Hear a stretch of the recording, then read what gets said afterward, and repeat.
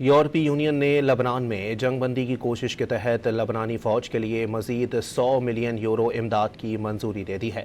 یورپی یونین کی خارجہ امور کی سربراہ کایا کالس نے social media platform X پر لکھا کہ حزب اللہ کا خطرہ کم کرنے کے لیے لبنانی ریاست اور اس کے اداروں کو مضبوط بنانا ہوگا۔ یورپی یونین نے لبنان میں جنگ بندی کی کوشش کے تحت لبنانی فوج کے لیے مزید 100 ملین یورو امداد کی منظوری دے دی ہے۔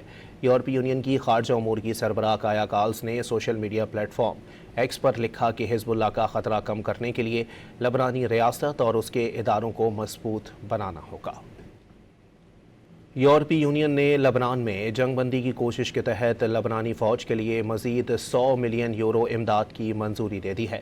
یورپی یونین کی خارجہ امور کی سربراہ کایا کالس نے social media platform X پر لکھا کہ حزب اللہ کا خطرہ کم کرنے کے لیے لبنانی ریاست اور اس کے اداروں کو مضبوط بنانا ہوگا۔